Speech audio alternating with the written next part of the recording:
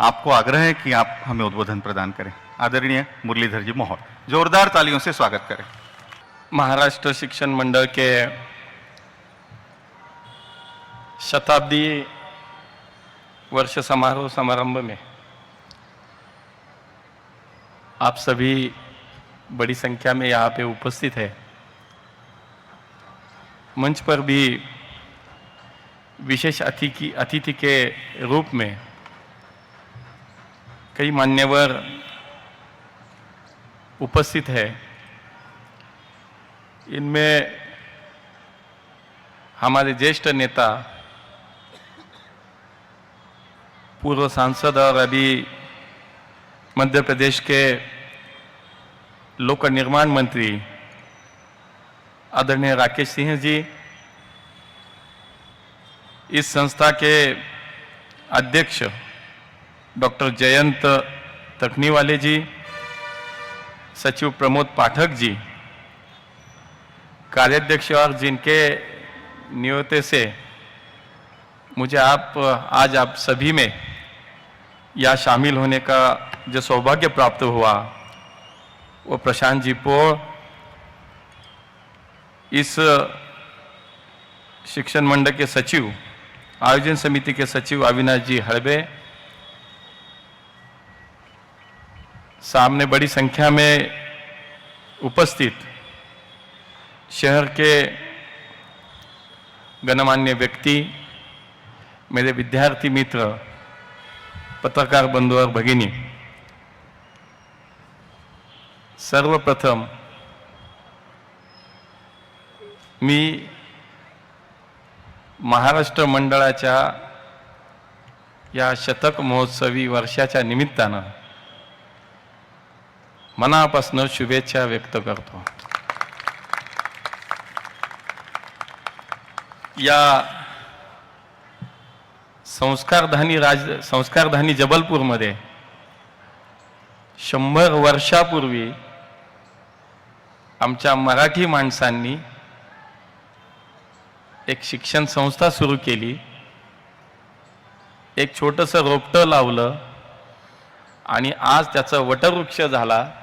100 वर्ष या संस्थेला पूर्ण होत आहेत। माझ्यासारख्या एका मराठी माणसाला याचा मनापासून अभिमान वाटतो। आणि मी इथं आल्यानंतर सुद्धा मला, आता इथं मुलं बसली होती, यहाँ पे कुछ बच्चे थे, अभी कहाँ गए मालूम नहीं, उनमें शिवाजी महाराज भी थे, उनमें महाराष्ट्र की संस्कृति दर्शाने वाले हमारे भगवा फेटा पहनने वाले बच्चे भी हैं। तो मुझे महाराष्ट्र में या मध्य प्रदेश में मैं हूँ, ऐसा कोई फर्क ही नहीं नजर आता। और मुझे इस शिक्षण मंडल जो हमारी संस्था है, जो मराठी भाषिक विद्यार्थियों को मातृभाषा में शिक्षण देने के लिए शुरू हो गई, लेकिन बाद में हिंदी और अंग्रेजी की भाषा में भी स्कूल शुरू हो गए। और यह दिख रहा कि उच्चतर माध्यमिक विद्यालय हो, Maharashtra institute of higher education हो, ऐसे अलग अलग विषयों के बारे में ये पूरे 100 साल यहाँ शिक्षा देने का काम आप लोग कर रहे हैं। आज भी हिंदी माध्यम की 2 शालाएं, अंग्रेजी माध्यम की 1 शाला और एक महाविद्यालय, ऐसा बड़ा विस्तार आपकी संस्था का है। तकरीबन 2500 विद्यार्थी यहाँ पे शिक्षा ले रहे हैं। तो ऐसी एक यशस्वी शिक्षण संस्था को मैं फिर से एक बार बधाई देता हूँ। देश में से लगभग हर प्रदेश में ऐसा हुआ कि अपनी मराठी भाषा को सम्मान देते हुए मराठी भाषिकों ने वहाँ की स्थानिक भाषा का सम्मान किया, सेवा की और उसमें भी प्रभुत्व जमाया। मराठी भाषियों का शिक्षा के प्रति पहले से आग्रह रहा जैसे अभी प्रशांत जी ने कहा कि जिस पुणे से मैं आता हूं, वो मेरा पुणे लोकसभा क्षेत्र शिक्षा का केंद्र माना जाता है. मराठी में विद्येचं माहेरघर त्याला म्हटलं जातं. और ऐसे महाराष्ट्र के बाहर भी मराठी भाषिक जहां जहां गए, वहां पर शिक्षा के क्षेत्र में अद्भुत कार्य किया. अनेक शिक्षण संस्थाएं खोली, उनको सुचारू रूप से, सफलता रूप से चलाया. इस कड़ी में जबलपुर की महाराष्ट्र शिक्षण मंडल ये संस्था अपने 100वें वर्ष में आज प्रवेश कर रही है. ये हम सबके लिए अत्यंत आनंद का विषय है. मुझे बताया गया कि जनवरी 1926 को मराठी भाषिक विद्यार्थियों को मातृभाषा में शिक्षण देने के लिए इस महाराष्ट्र शिक्षण मंडल का, इस संस्था की स्थापना की गई. और तब से पिछले 99 साल ये संस्था यहाँ पे अविरल और अविरत कार्य कर रही है. मराठी भाषाओं के लिए प्रारंभ की गई यह संस्था मात्र 10 वर्षों में मराठी के साथ में हिंदी में भी शिक्षा देने लगी. इसके लिए महाकौशल उच्चतर माध्यमिक विद्यालय को भी यहाँ पे प्रारंभ किया गया. और यही सभी जो उपलब्धियां है, ये जो बड़ा कार्य पिछले 100 साल से आप लोग कर रहे हैं, मुझे एक मराठी होकर, एक महाराष्ट्रियन होकर आपके इस कार्य का बहुत बहुत गर्व है. और इसी अवसर पर मैं आपकी संस्था को, यानी मेरे संस्था को, मैं बहुत बहुत यहाँ पे हार्दिक बधाई देता हूँ. एक बात, जब प्रशांत जी और मैं प्रवास कर रहे थे, राकेश जी को मैं बताना चाहूँगा कि उन्होंने मुझे एक बात कही कि ये संस्था तो हम यहाँ पे शिक्षा का पवित्र कार्य तो करते ही है, उसके साथ में एक इतिहास इस संस्था का ये भी है कि जब इस देश की लोकतंत्र, उस पे संकट आया था, उस इमरजेंसी के समय में इस स्कूल के कई शिक्षक ये जेल में बंद हुए थे. क्योंकि उससे मुझे ये ध्यान में आता है कि हम किस विचार से ये संस्था चला रहे हैं, और मुझे उसका भी ज़्यादा आनंद हो रहा है कि हम कौन सा विचार यहाँ दे रहे हैं. शिक्षा के साथ भी हम कौन सा विचार यहाँ पे दे रहे हैं और कौन से विचार से हम यहाँ पे बच्चों को पढ़ा रहे हैं. तो मुझे ये भी बड़ी खुशी हुई कि ये एक स्वाभिमानी, एक राष्ट्रवादी विचार से, देश प्रेम के विचार से चलने वाली एक संस्था है. और ये आने वाली यहाँ पे पीढ़ियाँ आप तैयार कर रहे हैं, तो मुझे बहुत हर्ष हुआ. वैसे तो महाराष्ट्र और मध्य प्रदेश भौगोलिक रूप से तो अलग प्रदेश है, लेकिन सांस्कृतिक, ऐतिहासिक और सामाजिक रूप से हम बहुत एक दूसरे से जुड़े हुए हैं. महादजी सिंधिया हो, मल्हारराव होलकर हो, अहिल्या देवी होलकर हो, इन महान व्यक्तियों के माध्यम से ये दोनों प्रदेश परंपरा और भावनाओं से हमेशा के लिए जोड़े गए हैं. और मुझे बहुत इसका आनंद भी होता है कि आज ये फिर से एक बार स्मरण हो रहा है कि महाराष्ट्र और मध्य प्रदेश भले ही भौगोलिक दृष्टि से अलग हो, लेकिन हम मन से और भावना से बिल्कुल एक है. इसका प्रत्यय आज मुझे यहाँ पे आ रहा है.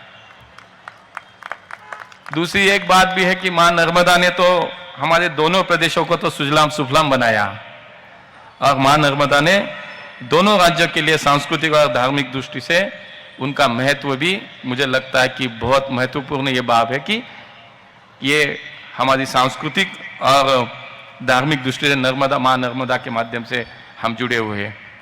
मेरे क्षेत्र पुणे में, जहाँ मेरे शहर, बड़ा शहर है, आज मेरे पुणे शहर की तकरीबन जनसंख्या 7 मिलियन में, यानी कि 70 लाख के ऊपर है. और उस शहर में, शहर के बीचों बीच यहाँ रानी लक्ष्मीबाई का एक बड़ा स्मारक है. और हम दिन में कई बार वहाँ से जाते हैं, वहाँ से गुजरते हैं. मुझे लगता है आप में से बहुत जन, आप कभी पुणे में आए होंगे तो आपने भी वो स्मारक देखा होगा. और वो पुणे में हमारा जो स्मारक है, तो मुझे लगता है कि उस स्मारक में रानी लक्ष्मीबाई का, उनके पराक्रम के साथ ही उस समय इस वीर भूमि का स्मरण भी होता है कि जब जब हम उस स्मारक को देखते हैं तो रानी लक्ष्मीबाई के पराक्रम के साथ भी इस वीर भूमि का भी स्मरण उस समय बिल्कुल होता है, और मुझे ये कहने में यहाँ पे बहुत खुशी भी होती है। वैसे तो शिक्षा के माध्यम से आप सब मंडली यहाँ पे काम कर रही है।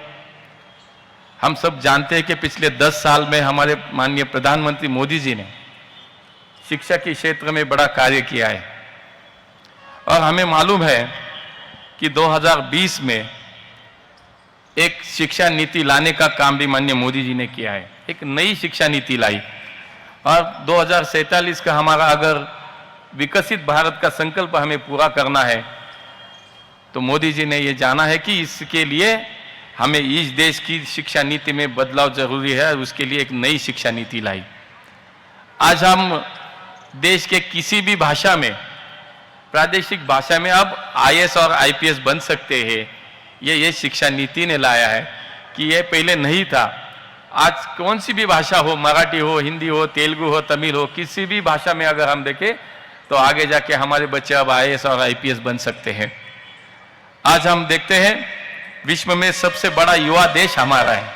आप सब यहाँ पे युवा बैठे हो, हमारे सब कल का भारत यहाँ बैठा है, और मोदी जी ये चाहते हैं कि आगे 2047 का जो विकसित भारत का संकल्प हो वो आप सभी के माध्यम से पूरा हो, क्योंकि आज पूरे विश्व में सबसे बड़ा युवा देश ये भारत देश है। आज हमारे देश की तकरीबन 65% जनसंख्या ये 35 साल के कम आयु के लोगों की है। 2047 में भी इस विश्व में सबसे बड़ा युवा देश अपना भारत देश ही रहने वाला है। तो माननीय प्रधानमंत्री जी की आपसे भी अपेक्षा है, कि आपकी भी आशा है कि कल का भारत तो आप लोग यहाँ पे निर्माण करने वाले हैं। तो मुझे लगता है कि इसीलिए इस शिक्षा नीति के माध्यम से एक हमारी अच्छी युवा पीढ़ी यहाँ निर्माण हो, इसका भी विचार इसमें किया गया है। और मुझे लगता है कि इसीलिए इस एजुकेशन पॉलिसी में मोदी जी ने बहुत कुछ बदलाव लाए हैं। अगर हम देखते हैं पिछले 10 साल में 2014 से आज तक इस देश में शिक्षा के लिए भी बड़ा काम खड़ा हुआ है। एक प्रगति की ओर हमारा देश बड़ी तेजी से बढ़ रहा है, और हर एक क्षेत्र में बढ़ रहा है। तो शिक्षा इसी के लिए एक महत्वपूर्ण उसी का एक अंग है। आज हम अगर देखते हैं तो पिछले 10 साल में हमारे देश में मेडिकल कॉलेज की संख्या 390 से आज 705 तक गई है। आज 705 नए मेडिकल इस देश में खड़े रहे हैं। आज हमारे एमबीबीएस की स्टूडेंट की संख्या पूरे देश में 1 लाख के ऊपर चली गई है। हम देखते हैं इस देश में पिछले 10 साल में आईआईटी के 7 नए कॉलेज खड़े हुए, आईआईएम के 7 नए कॉलेज यहाँ पे शुरू हुए। स्किल इंडिया के माध्यम से, कार्यक्रम के माध्यम से इस देश में 5000 नए आईटीआई शुरू किए गए।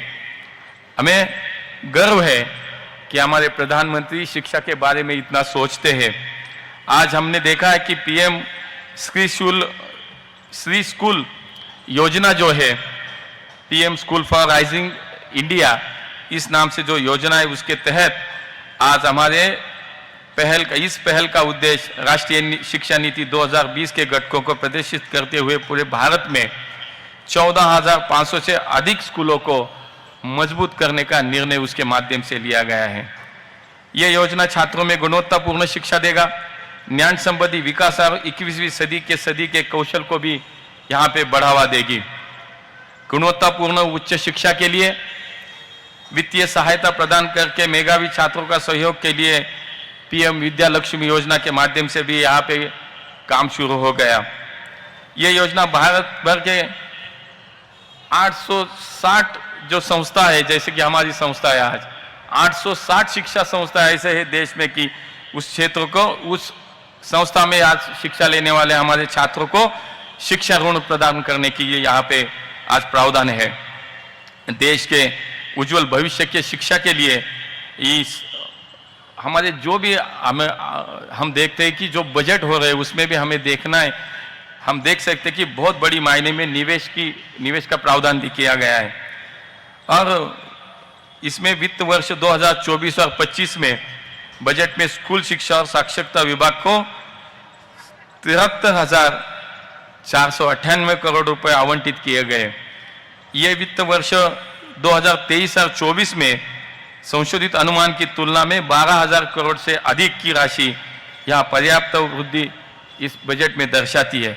मुझे बाकी कुछ नहीं, इतना ही कहना है कि शिक्षा के लिए हम सभी लोग काम कर रहे हैं, लेकिन हमारे प्रधानमंत्री एक विजन लेकर चल रहे हैं। इस देश को 2047 में एक विकसित भारत के रूप में हमें देखना है, तो शिक्षा के लिए, शिक्षा क्षेत्र के लिए, उसके लिए काम करना बहुत जरूरी है। उसके लिए बहुत कुछ काम हमारा सरकार भी कर रहे हैं। हाँ, यहाँ पे हमारी राज्य सरकार के प्रतिनिधि यहाँ पे उपस्थित है, हमारे राकेश जी यहाँ पे उपस्थित है।